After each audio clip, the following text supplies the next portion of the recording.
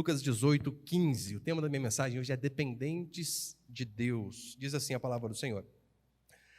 Traziam-lhe também as crianças de colo para que as abençoasse, mas ao verem isso, os discípulos os repreendiam. Jesus, porém, chamando-os para si, disse: deixai que as crianças venham a mim, e não as impeçais, porque o reino de Deus é dos que são como estas. Em verdade vos digo que quem não receber o reino de Deus como uma criança, de modo algum entrará nele. Hoje a gente vai ficar só nessa parte aí, tá bom? Olha para cá, por favor. Os irmãos se lembram, né? Nos últimos domingos, eu falei sobre as duas parábolas anteriores aqui no capítulo 18, onde a primeira, Jesus nos ensinou sobre o dever de orar sempre e não desanimar. Ou seja, ele ensina que a oração ela deve ser algo constante. Devemos ter uma vida de oração, uma disciplina, assim como nós temos a disciplina de escovar os dentes todos os dias, assim deve ser a oração. Nós não devemos deixar os afazeres, nós não devemos deixar o trabalho, coisas do dia a dia, tomarem tanto nosso tempo, nos sugarem tanto, a ponto de não haver tempo para orar. Porque, via de regra, é a desculpa que nós damos. Você tem orado? Tem tanta coisa para fazer que, às vezes não acho tempo para orar. Lutero, ele pensava de uma forma diferente. Ele dizia, eu tenho tanta coisa para fazer, que é por isso que eu preciso orar mais. Então, a oração é de suma importância. E Jesus explicou naquela parábola onde ele usa uma viúva que chegava diante de um juiz que não temia Deus, que não temia homem algum, e ela insistentemente dizendo, julga minha causa, julga minha causa, julga minha causa. E diz a Escritura que aquele homem diz assim, olha, se bem que eu não temo a Deus, eu não temo a homem algum, mas porque essa viúva me importuna, eu vou julgar a sua causa. Por amor de mim, óbvio, né? Porque ele está me amolando muito. E então o Senhor faz essa comparação, mas calma aí, se uma mulher dessa, diante de um juiz ímpio, tem o seu pedido atendido, quanto mais o nosso Deus, quanto mais o nosso Senhor. Óbvio que ele nos vai atender. E depois, então, ele entra na parábola do fariseu e do publicano.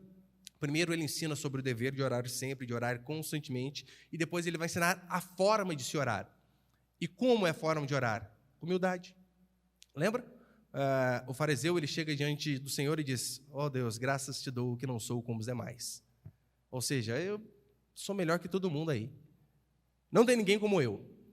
E então diz a Escritura que o publicano, que era o coletor de imposto, político corrupto de sua época, que por diversas vezes enriquecia de forma ilícita, cobrando imposto do seu próprio povo, diz a Escritura que aquele homem lá do fundo disse, Deus, ser propício para comigo, pecador. E este homem sai justificado, e não o primeiro.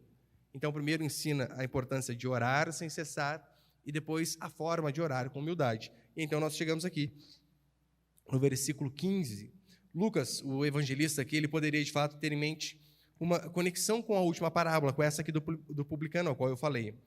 Porque se de fato foi isso, se de fato ele pensou, olha, vou fazer a associação aqui, né, desta última parábola com a questão das crianças que aconteceu. O que na verdade nós vemos aqui nesses 3 versículos que lemos, é que, mais uma vez o evangelho ele vai ratificar o modus operandi da salvação, né? Não sei se eu posso dizer desse jeito. A forma como Deus opera a salvação. Mais uma vez, é isso que nós vamos ver aqui. Ou seja, no reino de Deus, não dá para você entrar se vangloriando de quem você é, do que você tem, do que você faz. Mas é de suma importância que você venha aprender a ser humilde como publicano. E aqui ele vai usar mais uma vez o exemplo das crianças. E eu quero passar 2 princípios aqui. Põe ali o primeiro, por favor.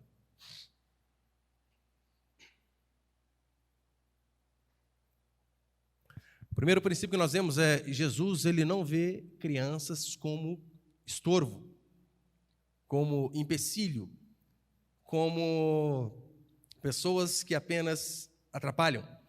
Falando de forma natural, primeiramente, claro, né, no versículo 15, ele vai dizer assim, traziam-lhe também as crianças de colo para que as abençoasse, mas ao verem isso, os discípulos os repreendiam, os homens, né, que traziam as crianças.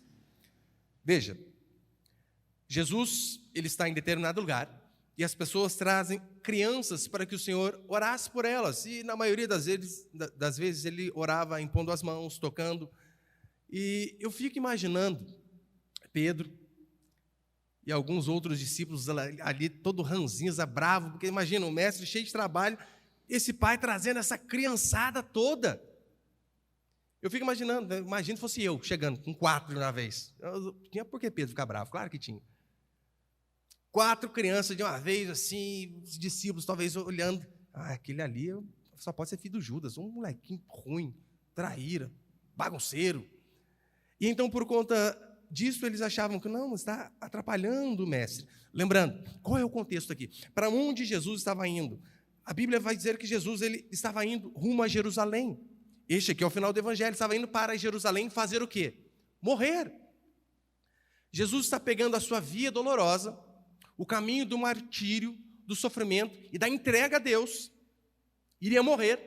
E no meio deste caminho angustiante, você imagina, queridos, esses dias eu ouvi a história de um pastor, que um amigo meu compartilhou comigo, que ele estava muito doente, o médico deu apenas 6 meses de vida a ele. Se nós recebemos uma notícia dessa, a tendência é vivermos esses 6 meses da forma mais intensa possível. Jesus Cristo aqui não era o prazo de 6 meses, ele sabia, Jerusalém, morte, acabou. Seus dias estavam contados. E mesmo assim, sabendo, imagine o psicológico, sabendo, eu vou morrer daqui a alguns dias, daqui a algum tempo, acabou.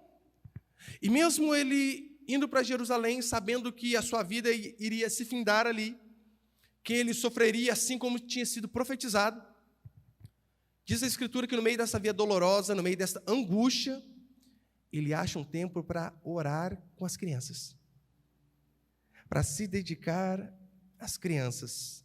Nessa caminhada dolorosa, ele consegue achar um tempinho na sua agenda para crianças, para mostrar o quanto as crianças também são importantes.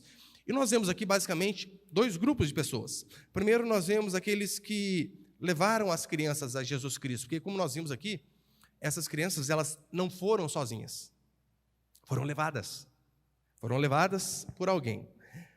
Não sei quem as levou, provavelmente os pais, mas sejam os pais ou outro responsável, essas pessoas, elas viram que as crianças também tinham a necessidade de ir a Jesus Cristo, de ser tocada por Ele, de ouvir o Evangelho. E é tão certo que a palavra grega que é usada para crianças é brefos, que significa de fato, sabe o quê? Criança de colo, como é traduzido aqui, no meio do século 21. Lactente, criança que mama no peito.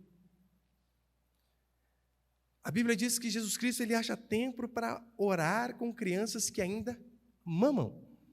Crianças que não ouviriam o Evangelho, pelo menos de forma lúcida, para tomar alguma decisão, para pensar a respeito. Mas Jesus consegue achar tempo para cuidar de bebê e para orar com bebês. As crianças, elas podem e devem ser levadas a Cristo. E quando eu digo aqui, é óbvio, né? Não só as bebês, todas. As crianças podem e devem ser levadas a Cristo. Hoje nós podemos, sim, associar e levar as crianças a Cristo com trazê-las ao culto, porque é onde o povo de Deus congregado se reúne para fazer o quê? Para ouvir a Cristo através da palavra do Senhor, para ouvir o Evangelho. Então, nós entendemos, por conta de várias passagens, inclusive esta, que crianças não são peso. Não. Crianças não são fardo, como muitos dizem. Ai, filhos, tudo isso? Nossa, pensa bem. Não, nós não entendemos filhos com esse significado. Nós entendemos que filhos, como diz a Bíblia, são herança do Senhor. É de suma importância que os pais, que os responsáveis, tragam os filhos para cultuar a Deus. Nós não temos o hábito de batizar crianças, né? Nós apresentamos, e eu acho que até nas igrejas reformadas, onde crianças são batizadas, eu não me recordo de haver padrinhos. No catolicismo tem bastante, vocês sabem disso. E via de regra, para que serve o padrinho católico? É para que, na falta dos pais, ele se responsabiliza para continuar ensinando a criança nos caminhos do catolicismo. Essa é a função do padrinho, né? Olha, o pai, a mãe morreu, alguma coisa assim. Ele, com o padrinho, com a madrinha, ele se responsabiliza para continuar ensinando a criança aquele credo ao qual ele acredita. Eu sei que nós não somos católicos, mas é de suma importância que nós venhamos a entender a importância de ensinar o credo do Evangelho aos nossos filhos. Precisamos ensiná-los a cultuar religiosamente. Eu sei que pode parecer uma palavra negativa, até católica, né, como eu disse. Religiosamente, porque, pastor, a pessoa pode estar indo por ir. É importante vir por vir. para que o Senhor possa, com o tempo, ir tocando o coração e transformando, e a pessoa ir crescendo no conhecimento, mas é de suma importância. Mas você pode argumentar assim, pastor, mas imagina lá uma criança, por exemplo, da idade do meu 3º, 4, 5 anos. Uma pessoa dessa, uma criança dessa, não vai entender tudo. Você adulto, às vezes, não entende. Óbvio que a criança não vai entender. Mas o pouco que se entende é fundamental para que ela possa ir crescendo no conhecimento do Senhor. Além do mais, valores vão sendo passados. A criança vai sendo moldada. Eu lembro um filhinho de uma irmã que toda vez, tinha culto domingo, daí chegava na segunda-feira, o menininho dizia assim, mãe, hoje tem igreja? A mãe dizia, filho, hoje não. Falta quantos dias para a igreja? Ela contava, né? Segunda, terça, quarta. 3 dias. Amanhecia outro dia. Mãe, e hoje? Tem igreja? Não, filho, hoje não tem. Daí no outro dia, mãe, hoje tem igreja? Hoje tem. Ai, que legal. Pode ver, não lembra da pregação, não lembra, talvez, uma estrofe que foi cantada.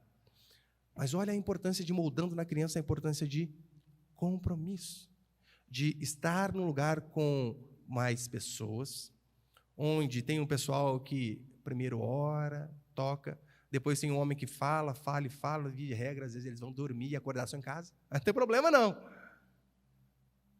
Mas para a criança entender a importância dessas coisas e os pais indo passando este valor. Ah, pastor, mas crianças atrapalham o culto. Não tem problema. Não tem problema, crianças. Nós, adultos, precisamos ser mais pacientes. Você que não tem filho. Você precisa aprender a ser paciente com criança pequena, porque você já teve essa idade, você sabe como é. Você quer que uma criancinha de 4, 5 anos sente, fique 40 minutos nessa cadeira, dizendo assim, amém, glória a Deus, pastor, eu creio, aleluia. Não vai. Criança é inquieta, não tem problema, nós precisamos exercitar paciência. Além do mais, tem a área do fundo ali, tem o hall da parte de fora, tem a salinha de apoio, se você quiser usar. O que acontece? Vai fazer bagunça. E a igreja precisa ser paciente, fazer o quê? Mas é importante você entender que você precisa trazer os seus filhos, precisa trazer, mesmo que seja criança. Ah, pastor, mas calma aí, que talvez meu filho, ele não gosta de vir para a igreja. Ele não gosta. Porque quando vai crescendo um pouquinho, começa com isso daí, né? Aí não quero. O meu, às vezes, o 3º, às vezes, ele diz assim, né?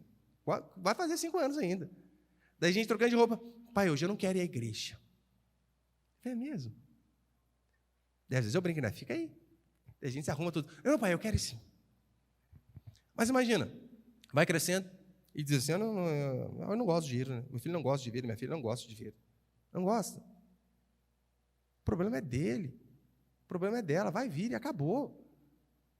Você precisa dizer isso. Enquanto estiver debaixo da minha chancela, debaixo da minha tutela, vai onde eu vou, faz o que eu faço, congrega onde eu congrego. E assim funciona. Ah, pastor, mas aí parece que obrigar a criança, mesmo ela não gostando. Quantos aqui já deram remédio ruim para o filho? Já deu? Remédio amargo? Já deu, né? Ele gostou? Não gostou. Por que você deu? Faz bem.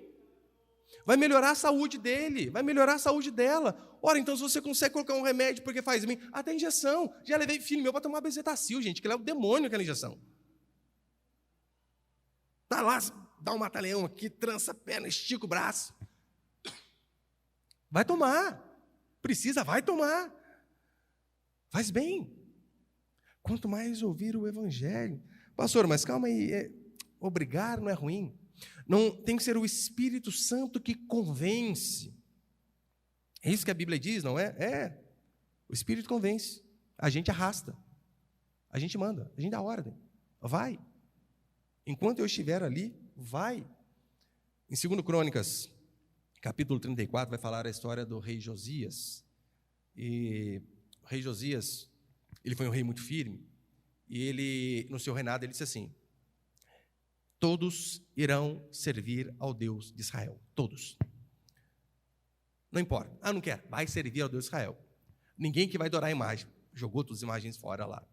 Daí você pergunta assim, pastor, isso não cheira a algo ditatorial, né? Obrigar as crianças a vir ao culto? O rei Josias fez isso. Obrigou as pessoas. Não vão adorar outro Deus, a não ser esse. Depois vai dizer assim, no capítulo 34. Enquanto Josias reinou, ninguém se desviou para adorar outro Deus. Ninguém se desviou para adorar outro Deus. Depois que ele morreu, daí é outra história. É a mesma coisa os filhos. Se depois de grandes homens e mulheres formados quiserem fazer o que bem entender da vida, desviar, o problema é deles. Desde que estejam pagando suas contas, óbvio, né? Se sustentando, daí eles podem viver do jeito que eles quiserem. O que nós podíamos fazer, fizemos. Ensinamos. Mas não tem lógica. Não quis vir. Não quis. Calma aí, é você que sustenta? Então tem que ir onde você manda. Isso não é ser duro, isso é ser amoroso. Fala para ele, você quer, não tem problema não. Paga as contas aí, arruma um lugar para você morar, arruma um trabalho, vive sua vida, daí você escolhe. O dia que vai, se não quiser ir também o problema é seu. Fizemos o que tinha que fazer. Então nós vemos esses dois grupos de pessoas, né? Primeiro aquelas que levavam as crianças a Jesus Cristo, depois as que impedem as pessoas de ir a Jesus Cristo. Veja, os discípulos, eles repreendem aqueles pais responsáveis por trazerem crianças, talvez achando que as crianças iriam incomodar o mestre, porque essa era a preocupação deles aqui.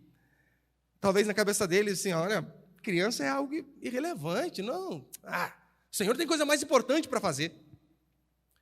Não, essas crianças eram de suma importância, não eram irrelevantes para Jesus Cristo. Nós vemos aqui os discípulos repreendidos e um estímulo, dizendo, deixem vir a mim esses daí. Em se tratando de filhos, aqueles que têm filhos debaixo de sua tutela, em se tratando de filhos, principalmente crianças, a coisa mais importante que você pode fazer na vida dele ou dela é levá-los a conhecer o Evangelho. Essa é a coisa mais importante que um pai e uma mãe podem fazer. Se você puder deixar um terreninho para ele começar a vida dele depois de casado, ótimo. Se você puder deixar uma casa pronta, excelente. Se você puder dar um carro quando fizer 18 anos, melhor ainda. Mas se você não puder fazer nada dessas coisas, mas fazer o principal, que é levá-los a conhecer a Jesus Cristo, você vai ter cumprido a sua missão como pai e como mãe. É isso que eu e você temos que fazer. E é claro, né? Nós não levamos Cristo só quando trazemos os filhos ao culto, a Cristo quando trazemos aos cultos. É de suma importância que você também ensine em casa, que você seja um exemplo dentro do lar, mas é claro, levá-los para estar junto com a comunidade é fundamental. É tão importante isso que, veja, Jesus Cristo, ele repreende os discípulos raramente. Ele repreende constantemente os fariseus, os escribas, e as poucas vezes onde ele repreende os discípulos, uma delas é justamente essa daqui. Vocês não podem impedir as crianças de vir a mim. Não podem. Deixem que elas venham. Deixem que elas venham. Quando eles atrapalhavam as crianças de chegar a Cristo, aí o Senhor ficava bravo e bravo mesmo. E é tão certo que no Evangelho de Marcos, capítulo 10, né, que é um evangelho paralelo, vai dizer a Bíblia que Jesus fica indignado, porque as pessoas não deixaram as crianças vir a Ele. Indignação. Como assim não traz crianças para o culto? Tem que trazer. Jesus ficou bravo, indignado com essas pessoas. Que sejamos, de fato, os primeiros a apresentar Cristo para os nossos filhos, para a nossa prole. Que venhamos a lembrar com toda a dedicação do texto de Deuteronômio, capítulo 6, verso 6, onde diz assim, que vocês, pais, né, vocês devem ser cheios do Evangelho. E esta palavra que hoje te ordeno estará no teu coração. Primeiro dos pais, e tu as inculcarás na cabeça de seus filhos, ao levantar, ao caminhar, ao deitar, ao sentar, em todo o tempo. Mas veja como o versículo começa. E essas palavras, ou seja, a palavra de Deus, ela estará no teu coração, pai, mãe, e depois disso, vocês as inculcarão. Colocar dentro da cuca, literalmente, esse significado, na cabeça de seus filhos. Que venhamos lembrar a importância do que diz o autor de Hebreus, no capítulo 10. Não deixeis de congregar. Senão a gente vai criar um monte de criancinha, jovenzinho, adolescente aí que é desigrejado. Não pode. Esse é o mandamento. E segundo e último para encerrar. Queridos, eu estou com uma tosse seca, tenha paciência comigo, por favor. Segundo, nós vemos a natureza do reino de Deus. Acompanhe comigo o versículo 16, por favor. Jesus, porém, chamando para si, disse: deixai que as crianças venham a mim e não a impeçais, porque o reino de Deus é dos que são como essas. Essa declaração aqui, ela tem a ver com a natureza do reino de Deus, óbvio. Agora, primeiramente, nós precisamos saber o que Jesus não quis dizer. E eu vou usar da estratégia que muitos teólogos usam, e, por exemplo, Martin Lloyd Jones, que é um dos meus preferidos, ele sempre usa, né? Primeiro ele diz o que não quer dizer, para depois dizer, de fato, o que Jesus disse. Então, primeiro quer dizer o que Jesus não quis dizer aqui nessa parte, né? Em relação às crianças, no versículo 16 que nós lemos. Chamando para si, disse: deixai que as crianças venham a mim e não impeçais, porque o reino de Deus é dos que são como essas. Primeiro, ser como criança não tem a ver com ser infantil, de forma nenhuma. Com ter pouco conhecimento, claro que não. Totalmente desprovido de conhecimento, porque criança é assim, criança não sabe nada. Então, esse ser como criança não tem nada a ver, absolutamente nada a ver com isso. Não quer dizer também, em hipótese alguma, olha, nós devemos ser como crianças, porque crianças são todas inocentes. Já ouviu isso? Criança é toda inocente. Não é, não é. Isso é uma heresia católica. Dizer que toda criança é um anjinho, toda criança é inocente, não é. A Escritura vai dizer que o pecado original, por conta do erro do nosso representante Adão, passou a todos os homens, sem exceção. Do bebezinho tchucu-tchucu mais bonitinho que você conhece, ao homem mais perverso que você já ouviu falar. É tão certo que Romanos capítulo 5, põe por favor, Caio. Romanos 5,12, vai dizer assim, olha o que Paulo diz. Portanto, assim como o pecado entrou no mundo por um só homem, e pelo pecado a morte, assim também a morte passou a todos os homens, pois todos pecaram. Assim como o pecado entrou no mundo por um só homem, Adão, assim a morte também passou a todos os homens, porque todos pecaram. Davi, no Salmo 51, ele vai dizer assim: eu nasci em iniquidade e em pecado me concebeu a minha mãe. O que ele está dizendo aqui? Ele está dizendo que a relação conjugal dos pais dele era pecado? Óbvio que não. Ele está dizendo que a conjunção carnal dentro do casamento é algo pecaminoso? Claro que não. É bênção e é ordenança divina, sabia? É ordem, né? Casou, enfim, tem que recusar não, vai. Mas o que Davi, de fato, ele quer dizer com em pecado me concebeu a minha mãe? Não, ele não foi fruto de um adultério, não foi. O que ele quis dizer é que todo ser humano, toda criança que nasce, toda, sem exceção, nela existe um DNA de pecado. Todas. Todas têm o DNA do pecado humano lá de Adão. Por isso Davi diz, em pecado me concebeu a minha mãe. Ou seja, aquela natureza pecaminosa que de Adão passou aos meus pais, foi apenas eu nascer. E essa natureza também passou a mim, mesmo sendo bebê. Só que alguns argumentam assim, pastor, mas calma aí, criança não tem pecado, criança vai tudo para o céu, coisinha linda. Criança não tem pecado? Quem te disse isso? Onde você leu na Escritura que crianças são puras? Que crianças não têm pecado? Um bebê, ele pode ainda não ter manifestado os frutos do pecado. Mas a Bíblia diz que a natureza pecaminosa está nele. Em todas as crianças. Eu sei que é só uma analogia, só uma comparação, mas é mais ou menos o seguinte. Imagina que você veja uma mangueira cheia de frutos, cheia de mangas. Agora acho que a gente está na época de manga, né? E cada manga daquela lá é o pecado de uma pessoa adulta. Pecou, nasceu uma manga, pecou, nasceu uma manga.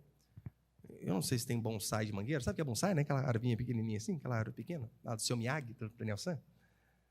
Então tem um bonsai de... uma mangueira de bonsai, bem pequenininha, sem fruto nenhum. Então a mangueira que cheia de frutos é um adulto, e o bonsai pequenininho é um bebezinho, tchucu-tchucu, coisa linda. Você pode dizer assim, olha, pastora, segundo a sua analogia, né, se os frutos são os pecados, o bonsai não tem. Ou seja, os adultos têm pecado, crianças não. Por isso, crianças seriam injustas se elas fossem condenadas. Não tem pecado. Por isso, todas vão para o céu. Não. A condenação vem a todos os homens, não pelos frutos de pecado que nós demonstramos com o decorrer da nossa vida. Ela vem por conta da natureza pecaminosa. Então, seja uma árvore cheia de frutos, ou seja um bonsai de mangueira pequenininho, a condenação é porque é mangueira, e não porque deu ou não fruto.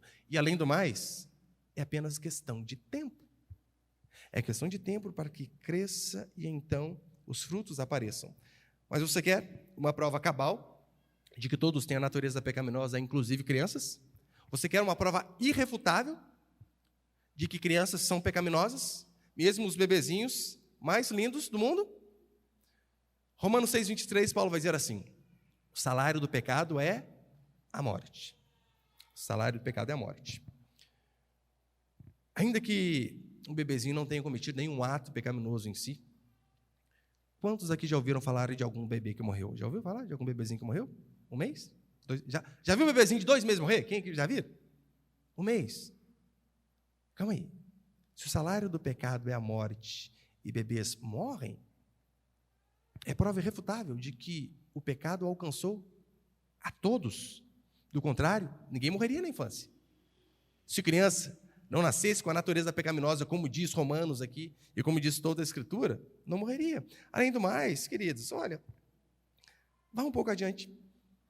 Veja as crianças, a inclinação para o pecado que elas têm. Por que você acha que nós precisamos educar os nossos filhos? Ensiná-los o que é correto. Porque se deixarmos eles à solta, naturalmente eles irão para o caminho errado.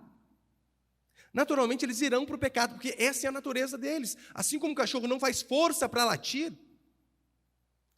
o ser humano não faz força para pecar. Basta que se dê as oportunidades necessárias. Pega aí para você ver. Eu não precisa ir longe não, pega aqui os nossos filhos aqui. Ó. Solte-os brincando sozinho. Um vai dar um chute no outro. Vai tomar o brinquedinho de outro. Um vai ser mais bravinho, o outro vai ser mais chorão. Se você colocar um brinquedo velho no meio de uma rodinha de criança, você vai causar a 3ª Guerra Mundial. O pau vai quebrar. Pode ser uma boneca descabelada, um carrinho sem roda. Mas a partir do momento que uma criança pega e diz, é meu, automaticamente as outras, que seu quê? Vamos ver esse negócio. Crianças são malignas por natureza. Deixa a criança sem repreendê-la, sem ensiná-la. Deixa a criança entregue a si mesma. E você vai criar um projeto de monstro dentro do seu lar. Todas as crianças. Não só são aqueles que, esse aqui parece que é maldosinho desde pequeno.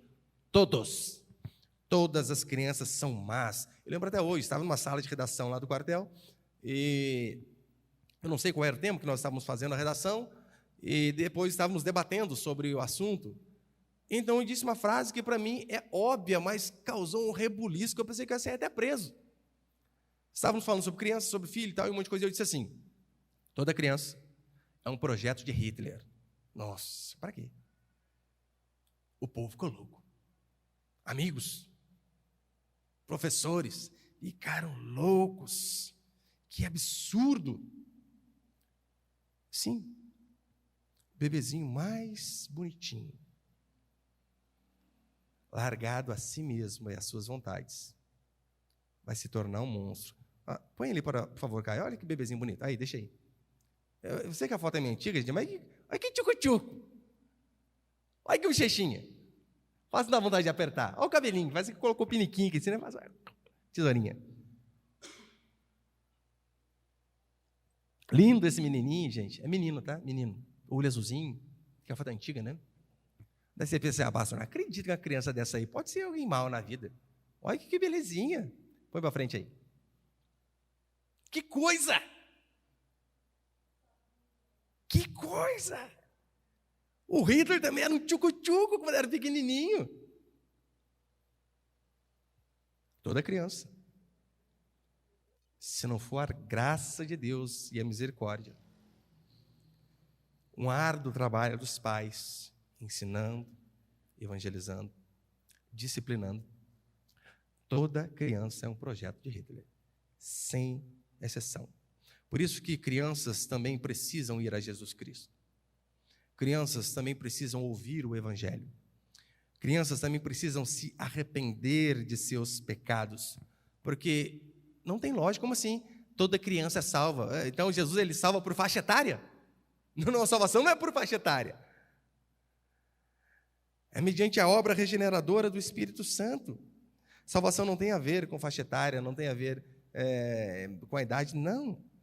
Por isso eu e você devemos introduzir o Evangelho de verdade. É você, a partir do momento que você vê que o seu filho, a sua filha já começa a ter uma idade para discernir certo e errado, ir passando conceitos bíblicos e mostrando diversas vezes que Deus puniu de forma dura o seu próprio povo por conta de pecado. Você precisa mostrar para o seu filhinho que ele é alguém podre por dentro, corrupto, e que se Deus não tiver misericórdia e graça dele, ele pode se transformar num assassino, um genocida desse. Eu acho que foi meu filho mais velho, né? Se foi mais velho, acho que foi mais velho. Foi mais velho. Eu lembro até hoje, tinha 9 anos de idade. E nós sentávamos todo dia, líamos a Bíblia, né? Ele lia, explicava para mim o que ele entendia, e eu vinha e dava para ele o real significado daquilo que ele tinha lido. Eu lembro de um belo dia, nós estávamos na passagem do Jovem Rico, né? Que é do próximo domingo, se Deus permitir. Estávamos ali na passagem do Jovem Rico, e ele fez a mesma pergunta para mim, Jovem Rico: pai, o que eu preciso fazer para ir para o céu? Aí pergunta, né? E, poxa, filho, está começando a funcionar esse cérebro, que bom, né? E então eu respondi assim como Cristo respondeu: ora, obedece os mandamentos, não mate, não roube, não adultere. E o menininho assim, né? Que mais? Tem mais alguma coisa aí? Que isso aqui está tranquilo, favorável. E então, você sabe que crianças mentem, né? Eu disse: não minta, não minta. Eu lembro dele ter parado um instante assim, o olho dele começou a encher de lágrimas. E eu deixei, né? Ele começou a chorar, copiosamente. Deixei chorar. Por que você está chorando? Eu vou para o inferno. Eu vou para o inferno, pai, eu já menti. Então vai. Sem Deus, né? Não vai com Deus, não. Vai sem Deus.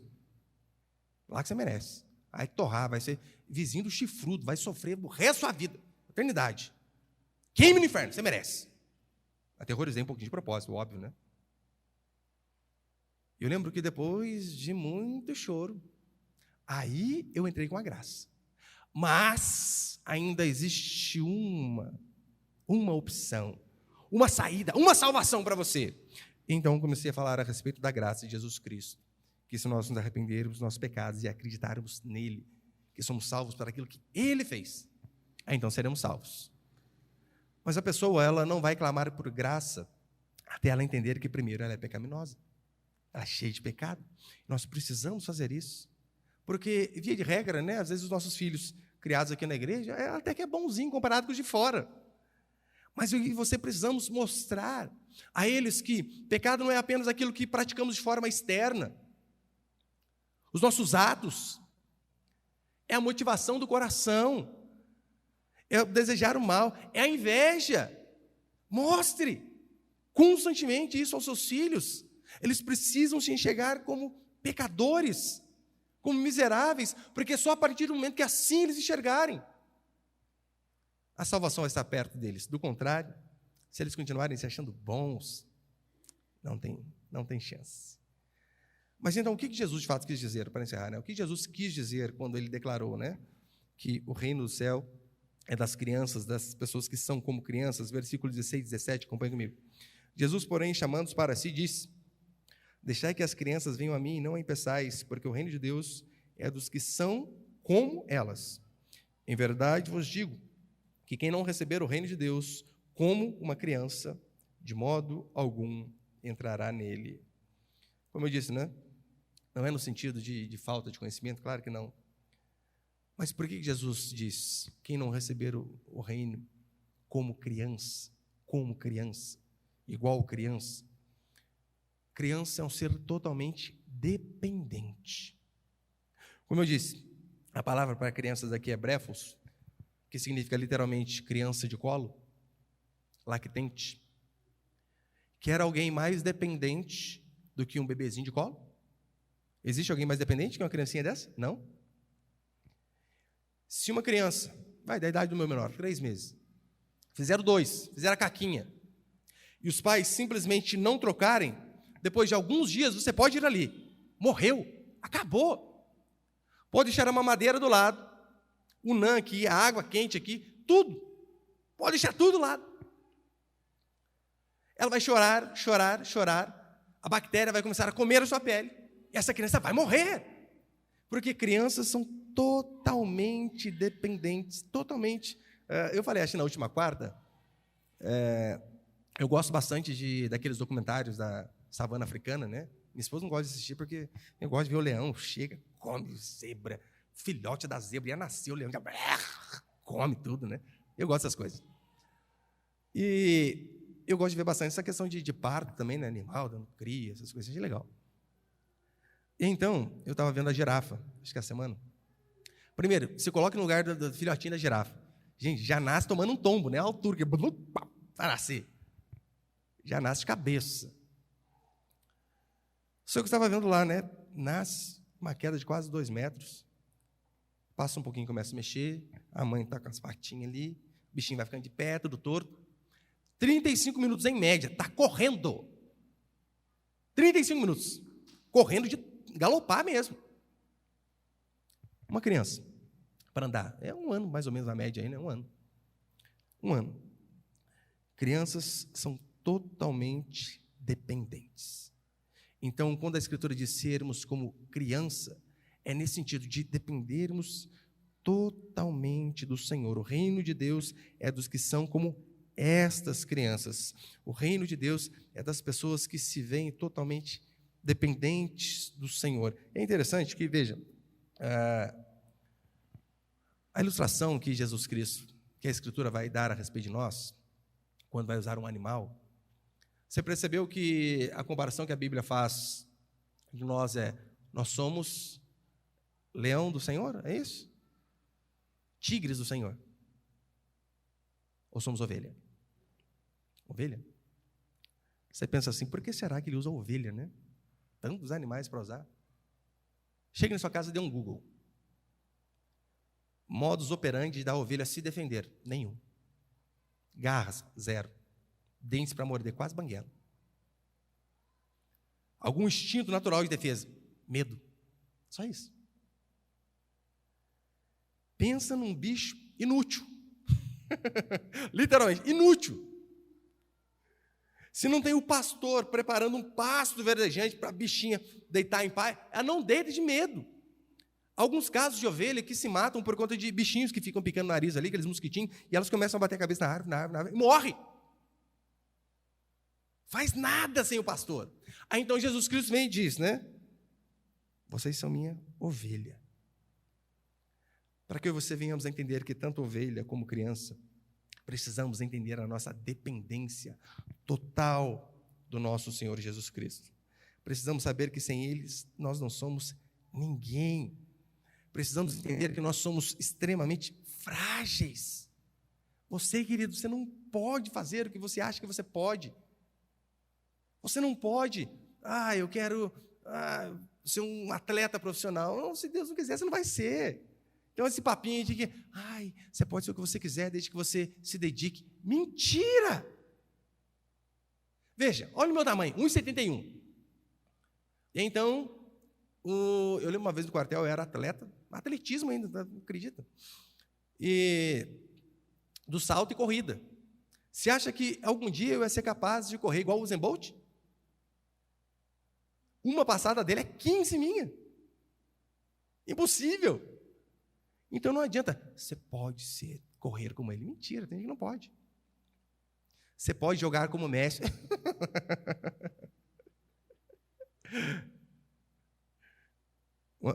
Uma vez meu filho, o segundo, pediu para colocar ele na escolinha, né? Pai, me põe. Eu falei, não, por quê? Você é muito ruim. Nossa, pai, você tem 3 pernas esquerdas, meu filho, não dá. Vou perder dinheiro com você. Faz outra coisa. Eu queria ser jogador. Eu falei, não dá. E no gol? Você também é ruim. A gente chuta a bola, depois de, né? Sabe quando tem delay? A bola passou, daí vai. Faça outra coisa que não seja agarrar uma bola com a mão. Toca piano. Aprendeu? Que maravilha. Então é assim que funciona. A gente não pode fazer tudo o que a gente quer. Somos limitados. Limitados. Somos dependentes. Precisamos da graça do Senhor em todo o tempo. Eu gosto, e às vezes, dependendo do lugar que eu vou, que tem piscina, alguma coisa assim, talvez muitos já passaram por isso também. Você pode ver, está lá, a criança na borda e o pai ali dentro da piscina. O pai só está ali porque dá pé para ele, não sabe nadar, mas dá pé, então ele fica. Se ele falar para a criança de 2 aninhos, pula que o pai segura, a criança ela pula na hora, porque ela pensa, meu pai, Michael Phelps, não é nada perto do meu pai é um gênio da natação. Você pode ver a segurança que muitas crianças têm quando o pai dirige. Às vezes está aquele toró, aquela chuvarada, para-brisa ligado no máximo, está a criancinha lá de trás, no banco, assim, o pai suando para dirigir, com medo. E a criança, meu pai está no volante, então não temerei mal nenhum. Mal sabe ele que o pai é uma meia roda, né? Passou na 5ª prova na autoescola. Mas por que a criança faz isso? Confia. Confia no pai. Só uma maneira de eu e você recebermos o reino é entendermos que o piloto da nossa vida não é o nosso pai natural, mas é o nosso pai celestial. Sendo dependentes dele, nós podemos descansar. Só uma forma de eu e você recebermos o reino é eu e você sabermos que há um pastor que nos prepara passos verdejantes e cuida de nós. Só uma maneira de receber o reino de Deus não é da forma arrogante do publicano, do fariseu, mas daquela forma humilde do publicano, que bate a mão no peito e diz, Deus, se propício para comigo, pecador. Só uma forma de recebermos o reino de Deus é nos vermos como crianças, dependentes em tudo. Você precisa entender que você não faz nada por conta própria. Absolutamente nada. Só esse exemplo, né? Uma vez não lembro qual dos meninos, falou assim, pai, o que é milagre? Às vezes os filhos vêm com umas perguntas difíceis para a gente, né? O que é milagre? E eu comecei a dar exemplos de algum milagre, para ele foi Samuel. Comecei a dar alguns exemplos de milagre. Eu falei, filho, eu comecei mais básico, né? O simples fato de você abrir os olhos toda manhã, isso é um milagre. Sabe o que ele me disse? Pai, esse milagre eu não preciso, esse eu sei fazer sozinho. E a cabeça dele, acordar, gente, quem que não consegue acordar, né? Daí vai crescendo e descobre que tem gente que não acorda, que dorme eternamente. Então eu e você precisamos entender que se formos como crianças e vermos o Senhor como o único Salvador, e dizermos, Deus, eu sou totalmente dependente de Ti, tem misericórdia de mim. Se assim agirmos, assim o reino de Deus chegará em nossas vidas.